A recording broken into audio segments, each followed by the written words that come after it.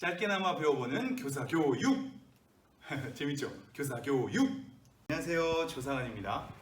교사교육에 관한 책을 짧게나마 요약하고 그것을 리뷰하는 교사교육 세 번째 시간 시작하도록 하겠습니다. 우리는 그동안 삶을 변화시키는 가르침이라는 제목으로 하워드 핸드리스 박사의 책을 지금 우리가 면밀히 살펴보고 있죠. 그래서 그 중에 7가지의 원리를 우리에게 소개하고 있는데, 먼저는 교사의 원리를 살펴봤었고, 두 번째는 교육의 원리, 그리고 전 시간에 살펴봤던 활동의 원리, 전달의 원리, 마음의 원리까지 살펴봤습니다. 오늘은 격려의 원리랑 준비의 원리를 하고 이 책은 마치도록 하겠습니다. 자, 그럼 먼저 격려의 원리부터 볼 텐데요. 여기서 말하는 격려의 원리는 동기부여의 원리라고 얘기를 하면 좀 더 이해가 쉬울 것 같습니다. 단지 이제 격려라고 할 때 위로를 주는 차원이 아니라 동기부여에 관해서 얘기를 하고 있거든요. 그래서 이 격려에 대한 단어를 쓸 때도 encouragement라는 단어를 써요. 그래서 용기를 돋구는 것, 그래서 용기를 돋구어서 그것을 할 수 있게끔 격려하는 것에 있어서 이 단어를 쓰기 때문에 동기부여를 얼마나 잘해서 그 사람이 그것을 할 수 있게끔 하느냐가 이 원리의 핵심이라고 볼 수 있습니다. 이 단어의 원래 어원적인 의미를 보면 약간 가슴을 뛰게 하는 것으로 볼 수 있어요. 그래서 그 격려는 그 사람으로 하여금 가슴을 뛰게 하고 용기가 나게 해서 그것을 적극적으로 자기 걸로 습득하게 하는 것에 대한 연결 속에서 볼 수 있는 거죠. 그래서 하워드 핸드리스 박사는 이렇게 얘기합니다. 마음의 본질은 동기에 의해 움직이는 힘 또는 영향력이다 라고 얘기를 해요. 이거 전 시간에 살펴봤던 게 마지막으로 이 마음의 원리에 대해서 살펴봤잖아요. 그 사람의 삶을 변화시키려면 그 사람의 근원, 전 인격의 요소인 마음을 건드려야 마음에서부터 나와서 변화를 일으킬 수 있다라는 것이 마음의 원리의 핵심이었는데, 그러한 사람의 마음을 움직이려면 동기부여를 잘해야 한다. 왜냐하면 마음의 본질은 그 사람의 저변에 깔려있는 동기부여를 통해서 발동되는 힘과 원동력, 영향력이 있기 때문이다 라고 얘기를 하는 거죠. 자, 그러면 하워드 핸드리스 박사는 사실상 이 동기부여에 대한 책들을 굉장히 많이 읽었다고 해요. 그러면서 동기부여에 대한 여러 방법들을 우리에게 얘기를 하고 있거든요. 먼저 소유권, 두 번째 호기심, 세 번째 욕구 충족, 네 번째 유용성, 다섯 번째 도전, 여섯 번째 인정, 일곱 번째 칭찬으로 설명하고 있어요. 동기부여에 관한 책들이 이런 단어를 통하여서 동기부여를 할 것을 우리에게 얘기를 많이 하고 있나 봅니다. 그래서 이 소유권은 그 사람이 동기부여를 받으려면 본인의 것이 되어야 한다라는 의미인 것 같고요. 그 다음에 호기심도 그 사람이 그것에 대해서 호기심이 발동돼야 동기부여가 된다는 것, 그리고 그 사람의 욕구가 충족되어야지만 동기부여가 된다는 것, 그 사람에게 얼마나 이익이 있고 얼마나 활용성이 있는가에 대한 유용성의 문제로 그 사람의 동기부여를 일으키는 것, 그리고 그 사람이 도전할 수 있게끔 그 사람을 인도하는 것에 있어서 동기부여를 받을 수 있는 것, 그리고 인정하고 그 사람을 칭찬하는 것을 통해서 동기부여를 받는다라고 얘기를 하는 주제들이죠. 이런 주제들을 핸드리스 박사는 다 알고 있다라고 얘기를 합니다. 그러면서 이런 점을 지적하죠. 현대 교육의 가장 큰 문제는 동기부여를 하지 못하는 것과 행동으로 옮기도록 이끌어주지 못하는 것이다 라고 우리의 뼈를 때리죠. 안 그래도 우리의 교육이 지금 잘 이루어지지 않고 있어서 속상한데, 우리가 그들을 행동으로 옮기지 못하는 것에 대해서도 질책을 받고 동기부여를 하지 못하는 것에서도 질책을 받고 있네요. 이게 현대교육의 문제다라고 우리의 뼈를 때리고 있습니다. 그러면서 얘기하기를 동기화 지수는 지능 지수보다 중요하다. IQ보다 동기화 지수가 더 중요하다라고 얘기를 하고 있어요. 그러면서 가르침은 학습자가 적당하게 동기화되었을 때 가장 효과적이다라고 얘기를 하고 있습니다. 우리는 이미 다 알고 있죠, 그죠? 동기화 지수가 굉장히 중요한 것도 알고 있고, 우리의 현대 교육의 문제점이 이것임도 또한 알고 있죠. 그래서 우리 어떤 학습자가 동기화가 최대한 되었을 때 그 학습이 굉장히 효과적으로 이루어진다는 것도 다 알고 있죠. 도대체 동기화를 어떻게 일으켜야 해가 우리의 문제 아닙니까? 그래서 하워드 핸드리스 박사는 그것을 계속 소개하고 있는데요. 먼저는 잘못된 동기화를 소개합니다. 잘못된 동기화는 첫 번째는 사탕과자 동기화라고 하는데요. 한마디로 보상을 조건으로 내거는 거죠. 우리가 자녀 교육할 때도 이걸 많이 하고, 현대 교회에서 이 초등부 아이들, 아동부 아이들한테 이 효과를 많이 일으키는데요. 뭔가 보상을 거는 거죠. 너가 이거 하면 이거 해줄게, 이걸 상으로 줄게, 달란트 시장을 통해서 이렇게 해줄게 라는 것으로 그 사람을 동기화시키는 방법이 사탕발림에 나중에 주어지는 어떤 보상에 내거는 것은 잘못된 동기화다. 지금 당장 그것이 유익을 줄지 몰라도 장기적으로 볼 때는 이것은 좋지 않다. 이것은 사실상 부모가 자녀 교육할 때도 이미 잘못된 교육 방법을 우리 모두가 다 알고 있긴 하죠. 근데 물론 때와 상황에 따라서 잠시나마 이런 사탕과자 동기화를 유용하게 또 사용할 수는 있을 것 같긴 해요. 그게 자주 계속적으로 지속적으로 되면 안 되지만 순간순간의 어떤 파이팅을 우리가 불러일으킬 수 있는 방법으로서 사용할 수 있을 것 같긴 합니다. 하지만 지속적으로 하지 말아야 될 잘못된 동기화 중 첫 번째라고 볼 수 있겠네요. 두 번째는 죄책감 동기화입니다. 한마디로 그 사람에게 굉장히 좀 협박하고 강요하고 공포를 일으키는 건데, 우리 교회 안에서는 이런 거죠. 너가 이것도 못하면 그리스도인이라고 할 수 없어. 이것을 안 하면 신앙인이라고 할 수 없어. 라고 그 사람에게 굉장히 죄책감을 눌러주는 그런 동기화를 죄책감 동기화라고 소개하고 있고, 이렇게 죄책감을 불러일으키는 것은 좋은 동기부여가 될 수 없다라고 얘기합니다. 세 번째는 속임수 동기화인데요. 성공을 보장하는 거죠. 굉장히 휘황찬란하게 포장시키는 겁니다. 너가 이것을 하면 굉장히 잘 풀릴 거야. 이것을 하면 뭔가 다 할 수 있을 거야. 이것을 하면 너가 굉장히 성공할 거야 라는 것으로 뭔가의 문제 해결되는 것에 대한 포장, 성공할 것이라는 포장, 좋은 결과가 있을 것이라는 포장을 통해서 그 사람을 동기부여하는 것은 결국 나중에는 그 사람 말에 신뢰를 잃게 하는 요소로 크게 장애물이 될 수 있다라고 얘기를 합니다. 이 잘못된 동기화 세 개를 우리가 먼저 마음속에 한번 잘 새겨보죠. 그리고 나서 하워드 핸드리스 박사는 동기화의 두 가지 차원을 얘기하는데요. 이것도 뭐 사실상은 좀 간단합니다. 두 가지는 이거예요. 외적 동기화와 내적 동기화가 있다 이거죠. 방금 살펴봤듯이 잘못된 동기화는 외적 동기화라고 할 수 있잖아요. 우리는 이런 외적 동기화를 통해서 본질적으로 내적 동기화를 잘 마련해야 한다는 것이 하워드 핸드리스 박사의 지론인데요. 내적 동기화의 중요성은 그 사람이 자발적으로 무엇을 하는 것으로 내면에서부터 준비되는 겁니다. 그래서 본인 스스로가 이것을 해야 할 필요, 이것을 해야 할 목적을 분명히 알 수 있도록 하는 거죠. 그래서 우리는 외적 동기화를 통해서 내적 동기화로 가기까지의 어떤 과정으로 우리는 잘 인도해야 될 것을 소개하고 있습니다. 우리가 한 번에 내적 동기화를 다 고칠 수는 없죠. 그래서 외적 동기화를 통해서 내적 동기화로 가는 것까지 우리의 목표를 설정해서 그 사람 스스로가 필요를 알고 자기가 자발적으로 그 일을 잘 행하게끔 동기부여를 해야 한다라고 우리에게 얘기를 하고 있죠. 자, 그렇다면 이러한 동기부여는 외적 동기화에서부터 내적 동기화로 가는 이 발걸음들은 여러 가지 훈련을 통하여서 우리가 동기부여를 마련할 수 있다라고 소개를 하고 있는데요. 그것을 4단계로 나누고 있습니다. 자, 그 4단계를 보면 첫 번째는 말하기입니다. 교사가 말을 하는 내용들을 잘 집중하고 이해하기 위해서 그 말을 글로 쓰게 하거나 녹화하게 해서 반복적으로 학습할 수 있게끔, 그래서 그 내용을 처음 듣게 될 때 심혈을 기울이고 내가 이것을 글로 쓰고 반복적으로 확인하고 다시 그 내용을 말함을 통하여서 어떤 동기부여를 받게 하는 첫 번째 단계로 우리에게 소개를 하고 있는 거죠. 두 번째 단계는 보여주기인데요. 교사가 자기의 이 모습을 실제적으로 보여주는 겁니다. 하나의 이제 롤 모델로서 자기의 삶을 드러내주는 거죠. 이 드러내는 걸 통하여서 내가 저렇게 해야겠구나, 나도 저분처럼 저렇게 살아야겠구나 라는 동기부여를 받을 수 있도록 하는 것이 바로 두 번째 단계입니다. 세 번째 단계는 그 사람이 직접 해보는 것인데요. 이 해보기 첫 번째는 통제된 상황 속에서의 그 사람이 해보는 역할입니다. 즉, 이 교사와 학습자가 함께 통제할 수 있는 상황 가운데 그 사람에게 역할을 부여하는 건데요. 그 중에 하나가 건설적인 비판으로 소개를 하고 있어요. 그냥 무조건적으로 비판하지 않고 모두가 자멸하는 것으로 비판하는 것이 아니라 건설적으로 내가 만약에 교사라면 어떻게 해야 될까?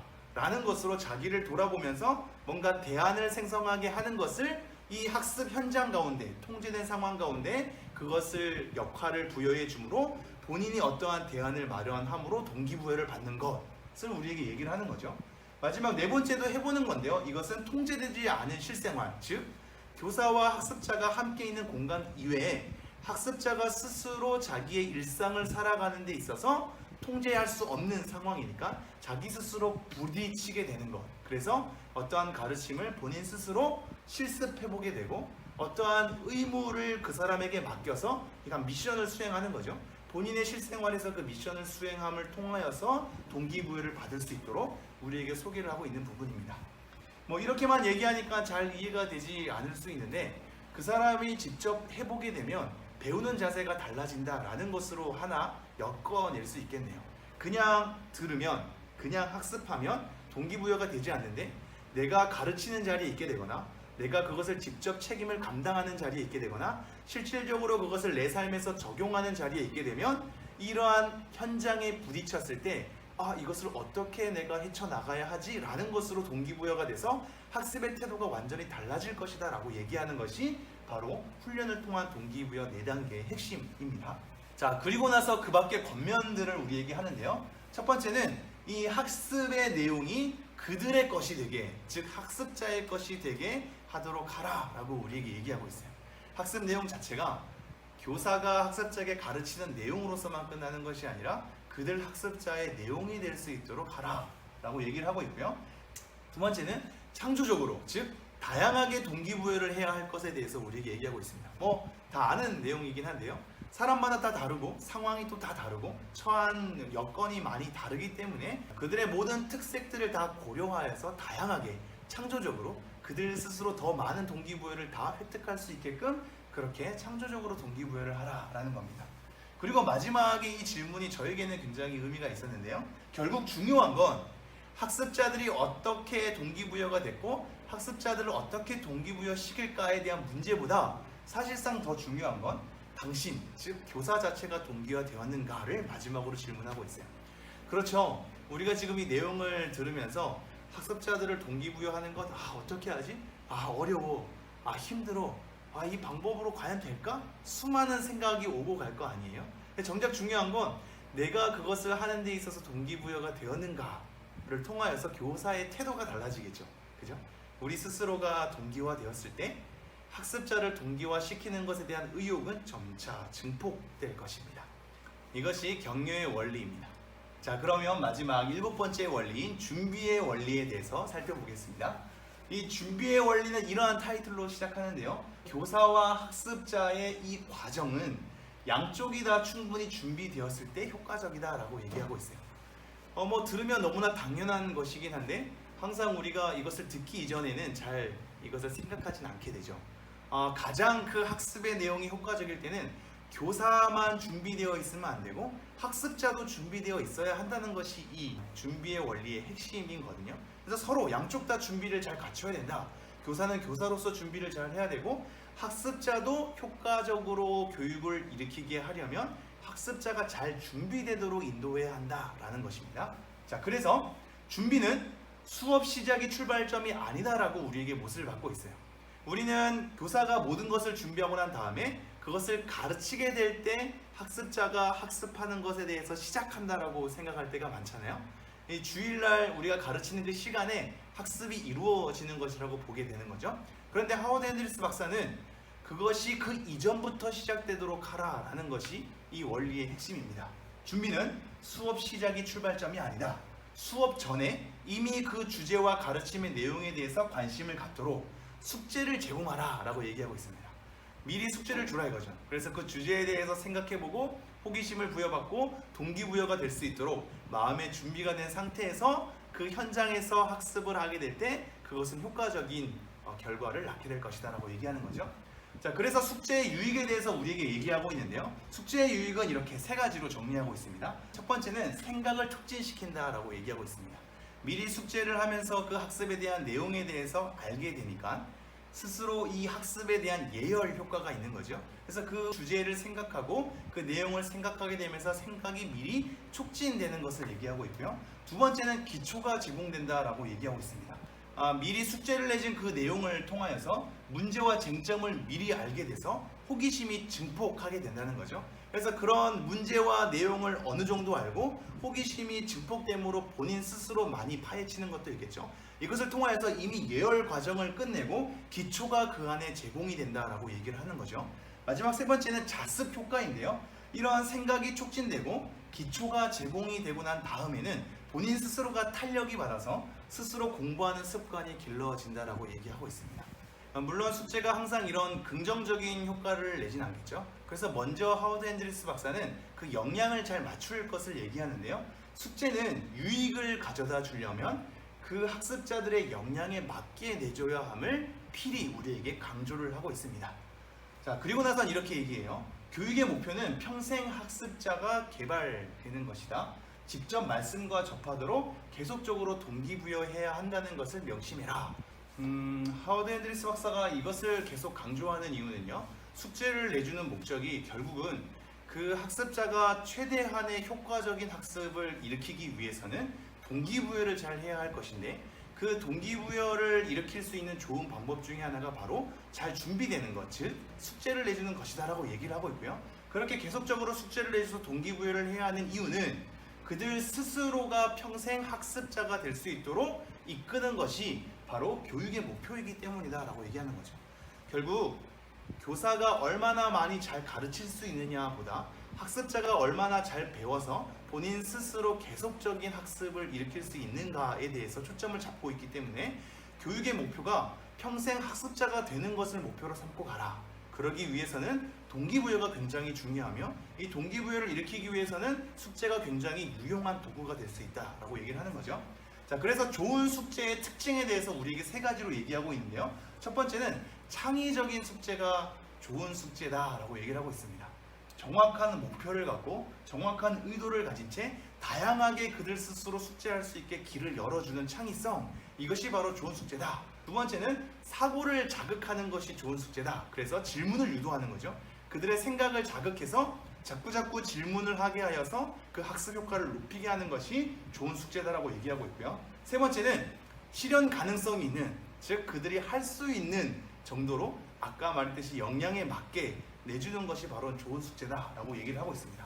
자, 그러면 사실 하워드 핸드리스 박사도 숙제가 모든 이들이 싫어한다는 걸 알고 있겠죠. 특별히 한국 사회, 한국에 있는 학생들은 숙제라고 하면 굉장히 스트레스를 많이 받잖아요. 그래서 교회에서도 숙제를 내준다 그러면 그것을 좋아하겠는가에 대한 질문을 하게 될 때 하워드 핸드리스 박사도 그것을 충분히 인지하고 있는 듯합니다.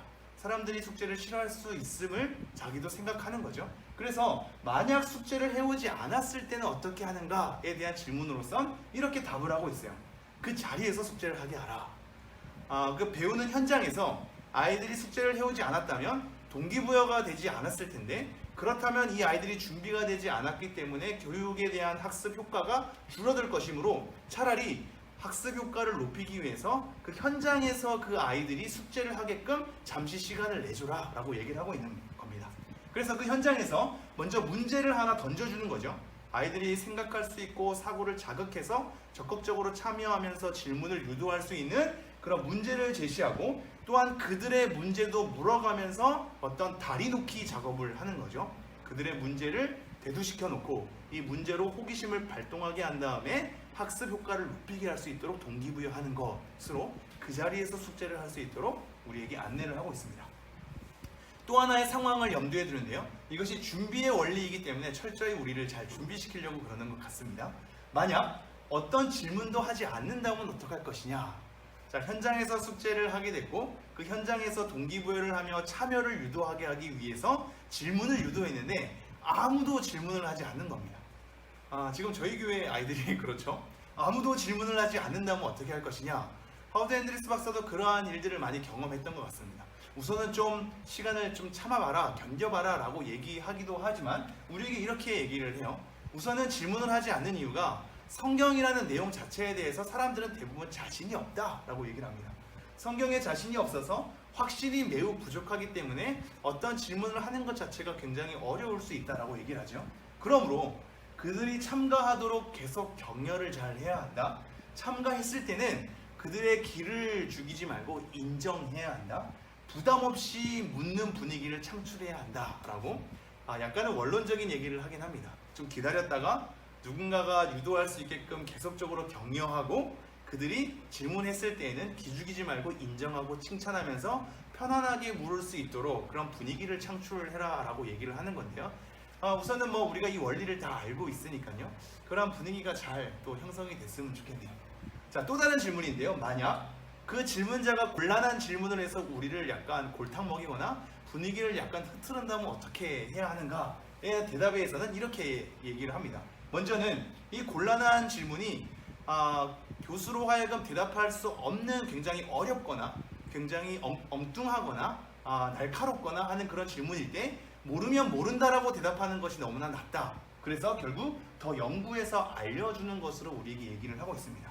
그리고 일부러 골려주려는 사람에게는 오히려 너그럽게 대하라 라고 얘기를 하고 있습니다.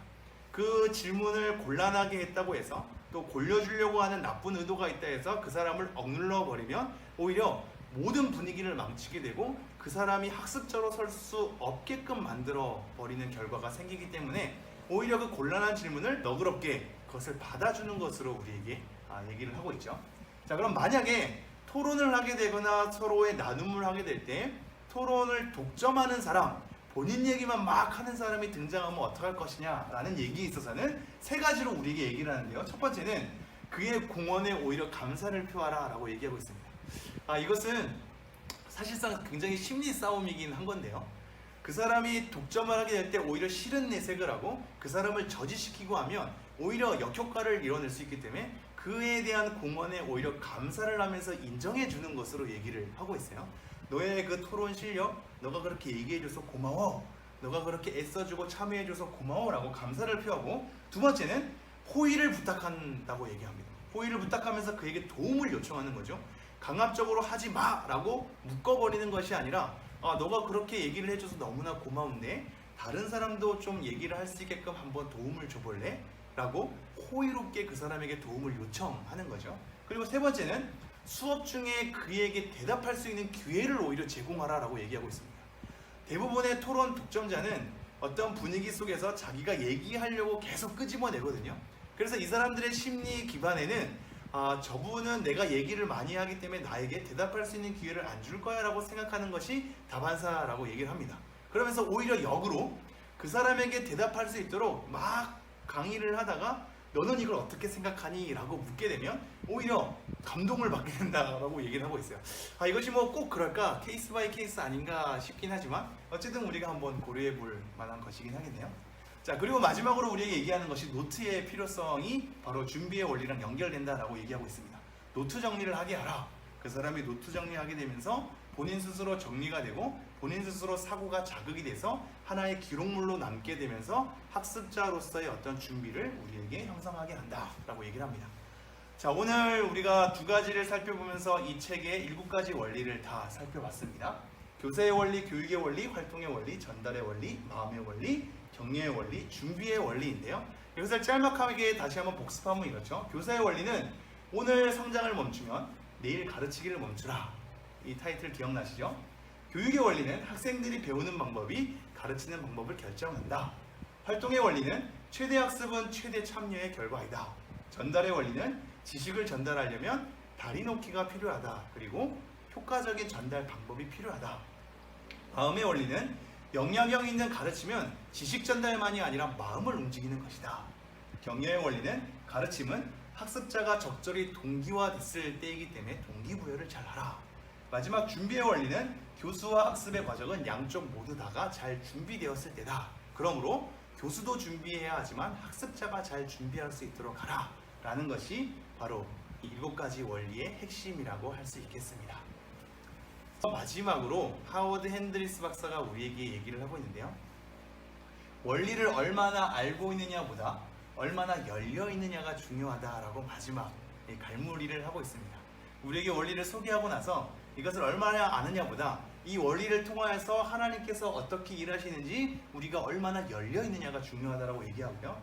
또한 이러한 교사가 되도록 하나님께서 당신을 변화시키기를 허락하겠는가라고 우리에게 얘기하고 있습니다. 아까도 잠깐 살펴본 거죠. 당신이 오히려 동기화 되었는가? 라고 묻는 질문. 하나님께서 당신을 변화시키기를 정말 원하는가에 대해서 질문하는 거고요. 마지막으로 이러한 성장을 위해서는 대가를 지불해야 한다. 그러므로 이러한 원리를 잘 적용할 수 있도록 투자하라 라고 마지막으로 우리에게 격려를 하고 있습니다. 오늘은 마지막 시간이기 때문에 저 또한 이 책에 대한 총평을 하고 마치고자 합니다.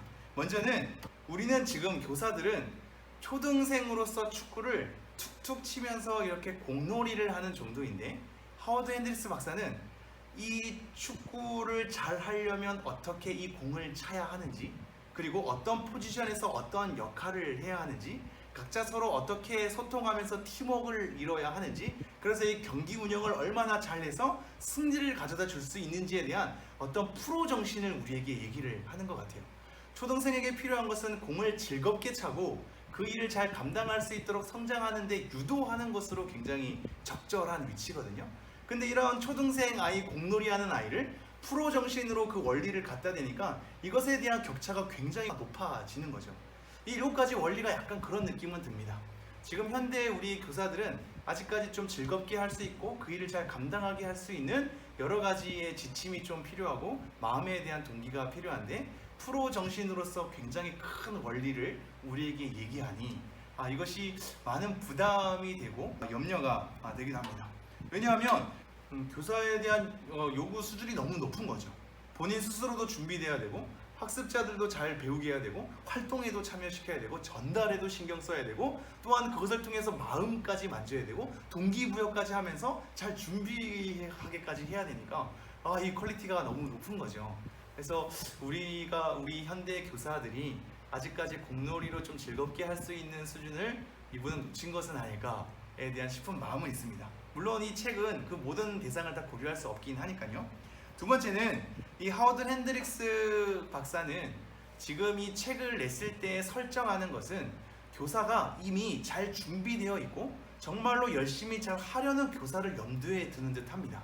그래서 뭔가 삶을 변화시키는 가르침으로써 자기가 평소에 교사직을 평범하게 끝내는 것이 아니라 삶을 변화시키는 가르침으로까지 점차 높은 수준으로 요구를 하도록 열정이 갖춰져 있고, 그러한 마음의 태도가 세팅이 된 교사들에게 이 책은 유용하게 적용되지 않을까. 만약 그러한 태도와 그러한 마음과 열정이 준비되지 않는다면 오히려 역효과가 일어나는 책이 아닐까라는 또 염려가 드는 것도 사실입니다. 사실상 이러한 원리들은 우리들이 많이 지식적으로는 알고 있잖아요. 근데 이것이 어떻게 적용하는지에 대한 문제인데, 하워드 핸드릭스 박사는 이런 원리를 소개하면서 이것에 대해서 굉장한 기술과 능력과 헌신이 우리 안에 있어야 된다는 것을 은연중에 계속 얘기를 하고 있거든요.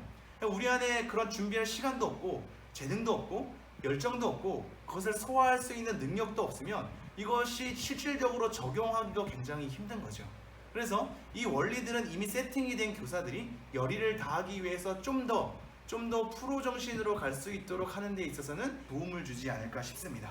그리고 한 가지 생각해야 될 게, 저희 교회만이 아니라 지금 한국에 있는 교회의 모든 교사들을 보게 될 때 가르침의 위치에서 많이 교사의 어떤 역할을 수행하지 않거든요.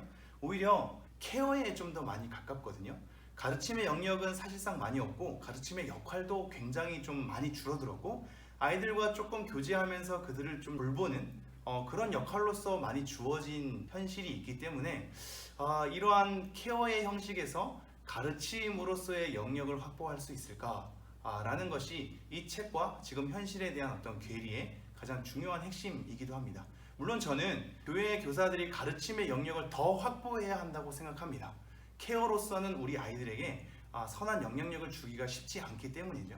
원래 교사는 가르치는 것과 케어하는 것이 균형적으로 가야 교사가 좀 더 선한 영향력을 가질 수 있지 않을까라는 것이 또한 저의 생각이기도 합니다. 그러므로 하워드 핸드릭스 박사님 이미 소천하셨지만 우리가 초등생임을 잊으신 겁니까? 라는 것이 저의 마지막 총평입니다. 여러분은 어떻게 느끼셨는지 모르겠네요. 다음 시간에는 교사 베이직이라는 책으로 이정연 목사님이 지은 책, 이 책은 굉장히 간단하고 쉽기 때문에 아마 한 번에 이 내용을 좀 정리를 하려고 하는데요. 다음 시간은 이 책으로 우리가 함께 교사에 대해서 고민해보는 시간 되도록 하겠습니다. 그럼 다음에 또 만나도록 하겠습니다. 감사합니다.